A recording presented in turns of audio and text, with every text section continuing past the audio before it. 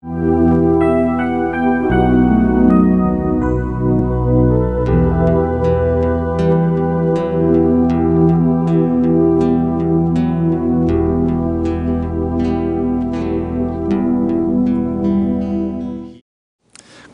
교회는 참 문제가 많은 교회인데요.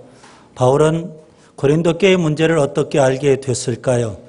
고린도 전서에 보면 두 가지 측면에서 바울이 고린도 교회의 문제를 접하게 됐습니다. 1장 11절에 보면 글로에의 집편을 통해서 고린도 교회의 문제를 듣게 됐습니다. 그래서 그 문제에 대해서 쭉 설명을 했고요. 그 다음에 오늘 7장 1절에 보면 고린도 교회가 직접 바울에게 편지를 통해서 문제에 대해서 문의를 했습니다.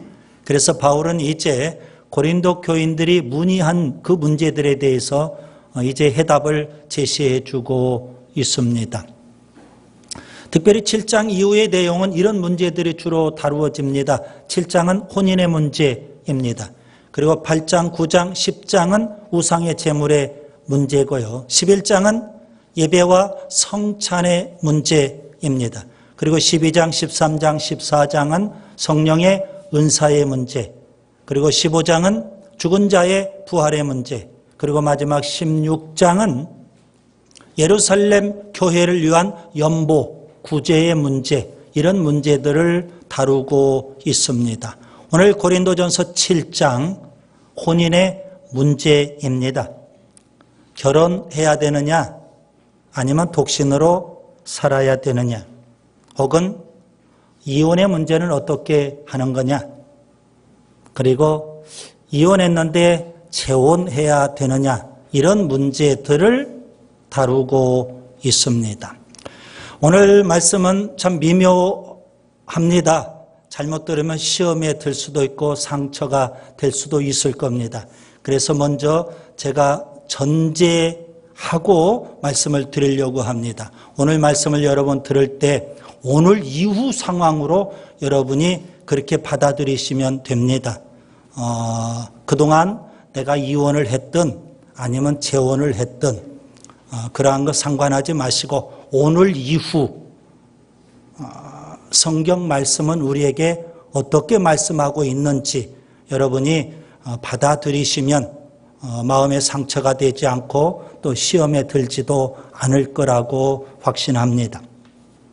오늘 고린도전서 7장을 저는 세 단락으로 나누려고 합니다. 1절부터 9절까지 결혼이든 독신이든 하나님의 은사입니다.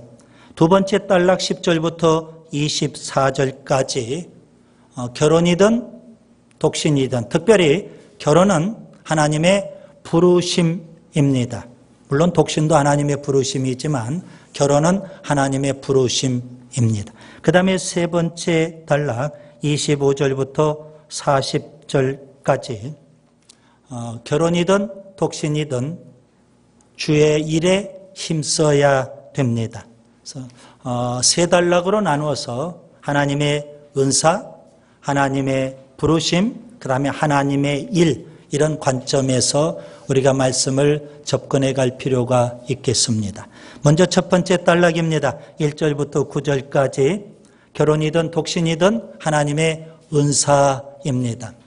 우리가 흔히 독신의 은사 이렇게 표현합니다. 그래서 독신이 은사인 건 알겠는데요. 여러분 결혼 자체도 하나님의 은사라는 것을 여러분이 아셔야 됩니다. 먼저 독신의 문제입니다. 예수님의 제자들이 예수님에게 독신 문제를 언급을 했어요. 그때 예수님께서 주신 교훈이 있습니다. 마태복음 19장 10절부터 12절까지 보시면 사람마다 이 말을 다 받지는 못한다. 이 말을 받을 만한 자만 받으라. 그렇게 주님이 독신 문제에 대해서 말씀을 하셨어요. 모든 사람이 다 독신이 될 수는 없다는 겁니다. 독신 받을 만한 자가 받는 거다. 독신의 은사가 따로 있다는 말씀이죠. 예수님께서 세 가지 유형의 독신을 언급했어요. 좀 용어가 좀 어폐가 있는 듯해서 쓰기가 좀 곤란하겠지만 그래도 성경에 있는 표현이기 때문에 그대로 쓰겠습니다. 세 가지 유형의 독신이 있는데요. 첫 번째는 태어날 때부터 고자된 자가 있고요. 두 번째는 사람에 의해서 고자된 자가 있고, 그 다음에 세 번째가 천국을 위해서 고자된 자가 있다는 겁니다. 천국을 위해서 스스로 고자된 자, 하나님께서 은사 주셔서 그런 독신으로 평생 주님을 위해서 사는 사람들이라고 보시면 되겠습니다. 독신이 은사인 것처럼 여러분 결혼도 하나님의 은사입니다. 하나님께서 아담을 창조하셨어요. 그리고 아담을 바라보면서 하나님께서는 이런 생각을 갖게 되셨습니다. 창세기 2장 18절에 사람이 혼자 사는 것이 좋지 않구나. 그래서 하나님께서 아담을 깊이 잠들게 하시고 아담의 갈비뼈를 통해서 하와를 만드셨어요. 그리고 하나님께서는 에덴 동산이라는 그런 결혼식장에서 하나님께서 주례를 쓰시고 그리고 아담은 신랑으로 하와는 신부로 하나님께서 가정을 이루도록 그렇게 해 주셨습니다. 아담과 하와에게 하나님께서 가정을 선물로 주셨다는 말씀입니다. 그래서 여러분 가정은 혹은 결혼은 하나님의 은사다. 하나님이 주신 선물이다. 이렇게 믿으시기를 바랍니다. 결혼하고 안 하고 곧 결혼이냐 독신이냐 다 하나님의 뜻에 달려 있습니다. 그런데 오늘 본문에 보니까 바울은 왜 결혼해야 될까요? 물론 여러 가지 이유가 있겠지만 가장 본질적이고 본능적인 문제를 언급을 합니다. 2절에 보면 음행을 피하기 위하여 결혼하라는 겁니다. 이 정욕의 문제가 절제가 되지 않는다면 결혼해야 되는 겁니다. 고린도 지역은 성적으로 아주 자유분방한 지역이라고 말씀을 드렸어요. 그러다 보니까 이 성적인 타락의 현상이 심해요. 그런데 어떻게 하면 우리가 이 정욕의 문제를 풀어갈 수 있을까요? 풀 수 있을까요? 가정이라는 울타리 안에서 그 문제를 풀라는 겁니다. 그래서 결혼할 것을 말씀하고 있죠. 음행을 피하기 위하여 성적으로 자유분방한 삶을 살지 않기 위하여 여러분 결혼해야 되는 겁니다. 그렇게 해서 결혼했다면 남편이든 아내든 지켜야 될 사항들이 있습니다. 세 가지를 말씀하고 있죠. 첫째 3절에 보면 배우자에 대한 의무를 다하라는 겁니다. 특별히 어떤 의무일까요? 성적인 의무, 가장 본능적으로 성적인 의무를 다하라는 그런 의미가 될 겁니다. 그 다음에 두 번째는 4절에 보니까 자기 몸을 자기가 주장하면 안 된다는 겁니다. 배우자가 성적으로 요구하면 다 들어줘야 된다는 겁니다. 왜요? 정욕을 피하기 위해서, 음행을 피하기 위해서 1차적으로 결혼하는 거기 때문에 배우자가 요구하면 들어줘야 된다는 거죠. 그 다음에 세 번째 5절에 보면 기도할 틈을 얻기 위한 경우 외에는 분방하면 안 된다는 겁니다. 부부는 한 몸입니다. 제가 늘 강조하는 것처럼 부부는 한 입을 덮고 자야 되는 겁니다. 부부는 서로 살이 맡아야 되는 겁니다. 나는 이 방, 너는 저 방. 이건 부부일 수 없습니다. 그래서 늘 강조하죠. 한 이불을 덮고 자라는 겁니다. 물론 좀 불편할 수 있고 자다가 좀 깰 수도 있고 그런 불편함들 감수하면서라도 부부는 한 이불을 덮고 자는 게 참 중요합니다. 결혼했는데도 불구하고 여러분 다른 남자, 다른 여자에게 자꾸 마음이 가면 안 되는 겁니다. 다른 남자, 다른 여자와 몸을 섞어도 안 되는 겁니다. 그것은 간음입니다. 다른 남자에게, 다른 여자에게 마음이 가는 것 자체가 산상설교에서는 간음으로 말씀했어요. 하물며 직접 몸을 섞는 것은 있을 수 없는 일입니다. 가정 안에서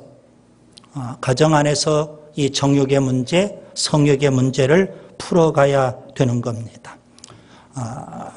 독신이든 그 다음에 결혼이든 다 하나님의 은사라는 것을 우리가 기억하시고 경건하고 행복하고 아름다운 가정을 이루어갈 수 있기를 바랍니다. 그 다음에 두 번째 10절부터 24절까지 결혼이든 독신이든 하나님의 부르심인데요. 특별히 결혼, 하나님의 부르심이라는 것을 우리가 배우면 좋겠습니다.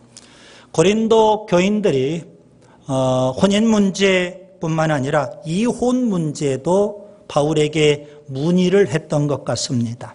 그래서 바울은 오늘 두 번째 단락에서 결혼한 자들에게 이혼하지 마라 그렇게 권면을 하고 있습니다. 왜 이혼해서는 안 될까요? 결혼은 하나님의 부르심이기 때문에 그렇습니다. 하나님의 부르심이라는 것은 하나님의 뜻이 있다는 겁니다. 물론 내 뜻, 내 소원 가지고 내가 결혼했다 이렇게 생각하면 안 돼요. 결혼 자체가 하나님의 부르심이었어요.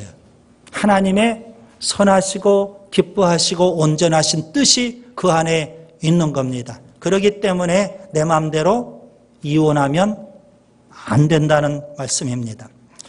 예수님께서 이혼 문제에 대해서 분명하게 교훈해 주신 적이 있습니다. 마태복음 19장 5절과 6절에 보면 둘이 한 몸이 되는 거다. 하나님이 짝지어 주셨는데 사람이 나누지 못한다. 주님은 그렇게 아주 분명하게 말씀하셨습니다. 무슨 의미일까요? 이혼은 안 된다고 주님께서 말씀해 주신 겁니다. 작년 통계를 제가 살펴봤어요.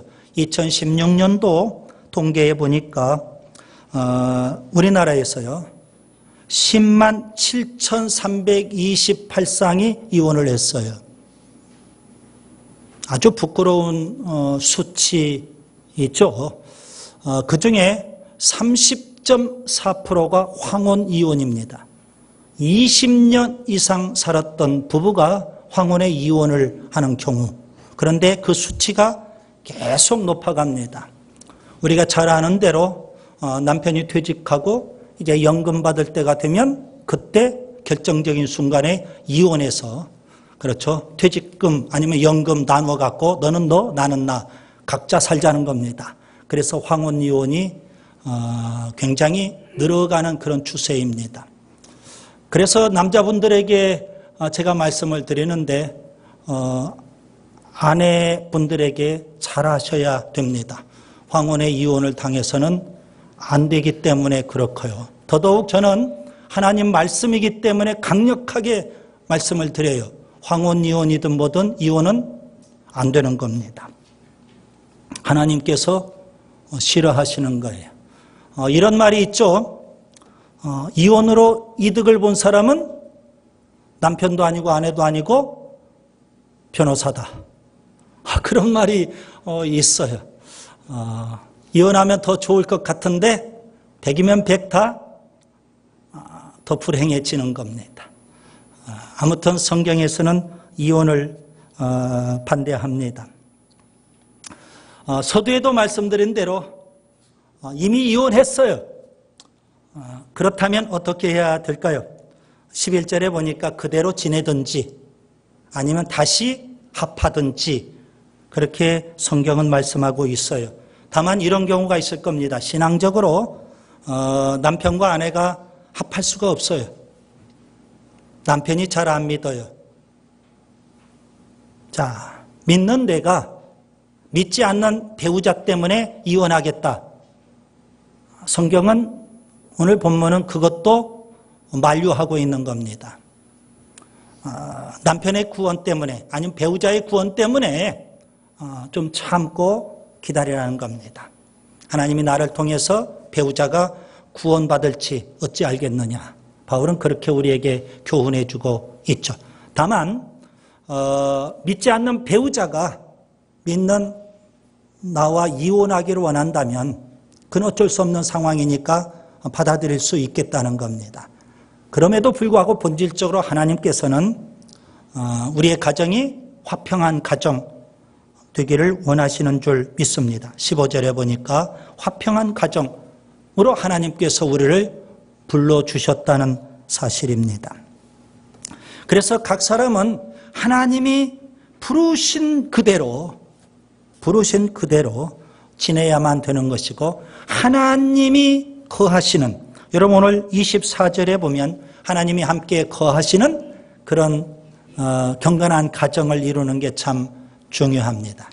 하나님이 거하시는 가정, 하나님은 어떤 분이실까요? 물론 우리가 하나님에 대해서 여러 가지로 설명할 수는 있겠습니다. 디모데전서 6장 15절에 보니까 하나님, 복되신 하나님 이렇게 표현되어 있습니다. 하나님 어떤 분이라고요? 복되신 하나님. 이 말씀은 하나님은 스스로 복을 누리시는 분, 행복하신 분이라는 겁니다. 그리고 그 하나님은 우리에게 복을 주시는 분, 하나님은 행복을 자꾸 전파해 주시는 분, 하나님께서 우리에게 행복 주시기 위해서 우리의 가정에 거하기를 원하셔요. 그래서 하나님이 거하시는 가정은 행복한 가정, 복된 가정이 되는 줄 믿습니다. 하나님의 부르심이거든요, 여러분. 그래서 우리가 결혼하고 가정을 이루게 되는데요. 여러분, 가정을 이루었다면 행복하게 살아야 돼요. 어떻게 하면 행복하게 살아요? 복되신 하나님이 우리 가운데 오셔야 되는 겁니다. 그래서 제가 표어처럼 여러분에게 늘 강조하는 게 있죠. 경건하고 행복한 가정. 여러분, 행복한 가정이 되려면 가정에 뭐가 있어야 돼요? 경건이 있어야 됩니다. 하나님을 모시는 그런 경건한 가정은 행복할 수가 있어요. 황혼이혼을 꿈꾸고 지금 마지못해서 살고 있는 가정이 혹시 있을지 몰라요. 그런데 꼭 기억하세요. 오늘 이후 주시는 교훈이라고 했어요. 이혼은 성경이 반대하는 겁니다. 주님의 뜻은 아닙니다. 혹시 믿지 않는 배우자라 할지라도 나를 통해서 배우자에게 복음이 들어가고 예수 믿고 구원받게 된다면 얼마나 좋겠어요. 하나님이 그러한 뜻 때문에 나를 결혼으로 가정으로 불러주신 줄 어떻게 알 수 있겠어요. 그렇기 때문에 여러분 꼭 기억하세요.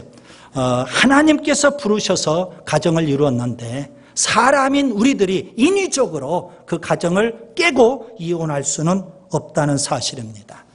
에덴 동산처럼 경건하고 행복한 가정을 이룰 수 있기를 바랍니다. 그 다음에 세 번째 단락입니다. 25절부터 40절까지 결혼이든 독신이든 다 주의 일에 힘써야 되는 겁니다. 먼저 25절부터 38절까지에서는 결혼을 앞둔 처녀 총각들에게 바울이 주는 교훈입니다. 뭐라고 했을까요? 결혼보다 독신을 바울이 권면했어요. 왜 그럴까요? 주의 일에 힘쓸 수 있기 때문에. 그리고 39절부터 40절을 보세요. 배우자와 사별한 경우입니다. 그때도 역시 독신으로 그냥 살라는 겁니다. 왜요? 주의 일에 힘쓸 수 있기 때문에. 여러분 29절에 보면 때가 임박했어요. 그러면 어떻게 해야 될까요? 32절, 33절에 보면 우리가 주의 일에 더 힘써야 되지 않을까요? 그런데 결혼하면 세상 일을 염려해야 돼요. 먹고 사는 문제가 우선 시급해요. 세상 일을 염려해야 되고 또 배우자를 기쁘게 해야 되고 그러다 보니까 주의 일을 소홀히 하게 되더라는 겁니다.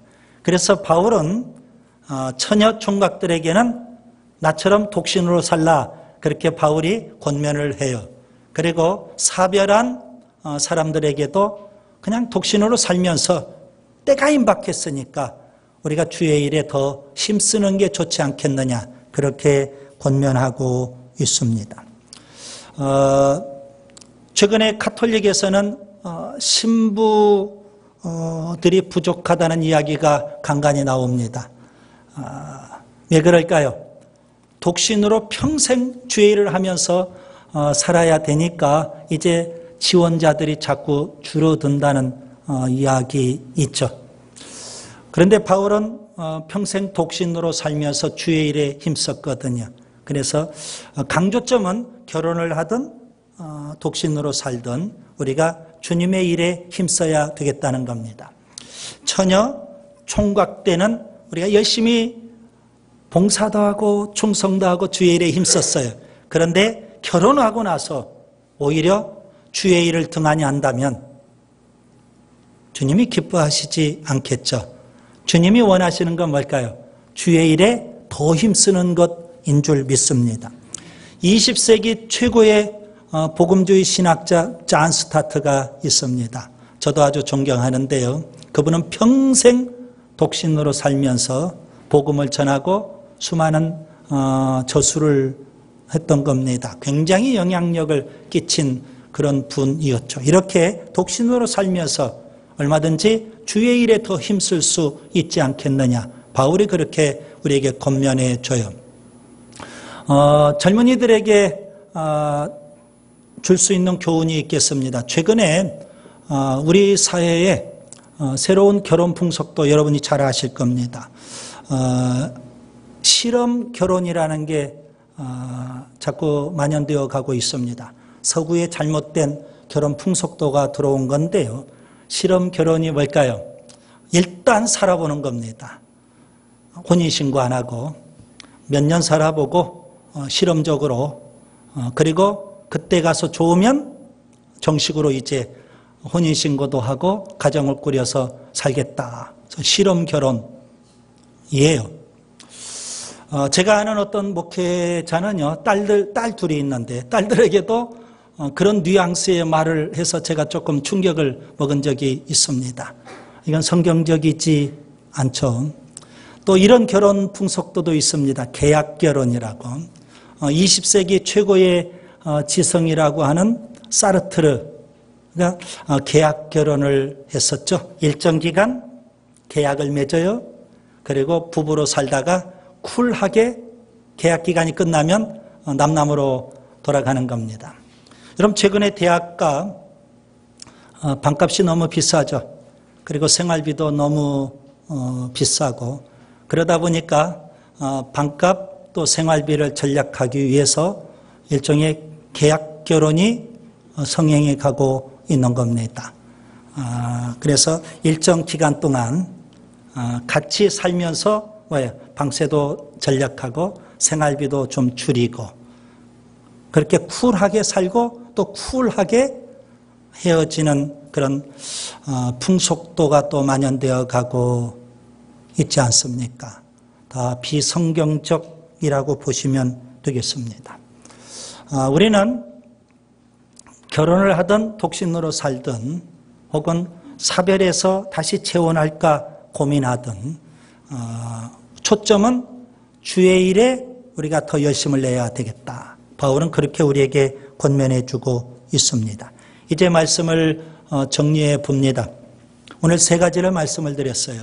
결혼이든 독신이든 하나님의 은사다. 그 다음에 두 번째로는 하나님의 부르심이다. 하나님의 뜻이 있거든요. 그래서 내 마음대로 이혼하면 안 되는 겁니다.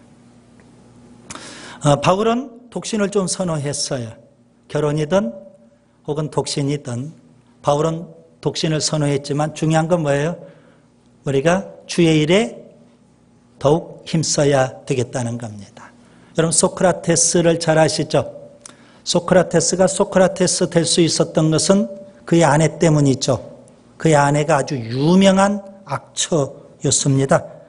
크산티페라고 하는데요. 한 번은 소크라테스가 이런 일이 있었어요. 일을 끝내고 집에 돌아왔는데 아내가 고래고래 소리를 지르면서 있는 성질 없는 성질 다 퍼부었습니다. 정청병력같이. 그것도 화가 안 풀렸는지 아내가 바켓스에 물을 갖다 마시고 남편에게 그냥 막 퍼부어버렸어요. 소크라테스가 이렇게 말했습니다. 천둥이 쳤으니까 비가 오겠지. 그런 소크라테스 가정을 보면서 제자들이 질문을 던져요. 스승님, 결혼해야 돼요? 말아야 돼요? 그런데 의외의 답이 나왔어요. 결혼해라. 아니, 왜요? 스승님 보니까 이게 결혼하면 안 될 것 같잖아요. 결혼해라는 거예요. 그러면서 이유가 참 가관이에요. 만약에 악처면 나처럼 철학자가 될 것이고 조언 안 하면 행복하게 살지 않겠느냐. 제자들이 또 질문해요. 우리 가운데는 철학자가 없어요. 그러다 보니까 악처는 없는 것 같아요. 제자들이 또 질문을 해요. 왜 스승님은 이혼하지 않고 그런 악처와 사세요? 그때 소크라테스가 이렇게 답했습니다. 훌륭한 기수는 사나운 말을 다루려고 하는 거야. 그 말을 잘 길들이기만 하면 세상에 못할 일이 없잖아. 그런데 소크라테스는 아내를 잘 다루지는 못했던 것 같아요. 악처였고 본인이 철학자였으니까요. 그럼에도 불구하고 소크라테스는 이혼 안 하려고 그렇게 하지 않았느냐. 우리가 좀 받아야 될 교훈입니다. 그래서 여러분, 결혼이든 독신이든 하나님의 은사고요. 그리고 하나님의 부르심 뜻이 있어요. 그렇기 때문에 너무 쉽게 이혼을 생각하면 안 돼요. 물론 황혼 이혼을 꿈꾸고 있다 할지라도 우리 남편분들께서는 잘하세요. 좀 더 노력하시고 잘해서 황혼 이혼 당하면 안 됐잖아요. 결혼했다면 어떻게 살아야 될까요? 알콩달콩 행복하게 살아야 되는 줄 믿습니다. 행복하게 살려면 남편도 아내도 같이 노력해야 돼요. 그리고 거기에 누가 계셔야 돼요? 복되신 하나님. 복되신 하나님이 계실 때 정말 행복한 가정이 되는 줄 믿습니다. 여러분, 우리가 기성세대인 우리가 행복한 가정을 이루고 살아야 그걸 보고 우리 자녀 세대도 행복이 저런 거구나. 그러면서 뭐 할까요? 나 독신으로 살 거예요가 아니라 나 결혼하고 싶어요. 이거 아니겠습니까? 자녀를 이제 저희 자녀가 다 컸는데요. 초등학교 때 제가 물었어요. 너 꿈이 뭐냐? 그랬더니 뒤통수를 먹는 그런 꿈을 이야기해요. 들어보지도 못한 꿈이었어요. 그게 뭐냐면 엄마 되고 싶어요. 꿈이 그거래요. 엄마 되고 싶어요. 곰곰이 생각해 보니까 맞아요. 그래서 좋은 엄마 되라 그랬어요. 좋은 아빠, 좋은 엄마 되라. 누구를 통해서 보고 배울까요? 부모를 통해서 보고 배워야 돼요. 부부가 불행하게 살면 그 불행이 대물림 되는 듯해요. 자녀들이 행복이 뭔지를 모르잖아요, 가정에서. 그래서 불행하게 살 수밖에 없어요. 그리고 결혼 안 하려고 하는 거예요, 여러분. 그래서 우리에게 이혼은 없다. 오늘부터 이제 이혼은 없다. 우리는 행복하게 살아야 된다. 그것이 하나님의 뜻이다. 이렇게 믿으시기를 바랍니다.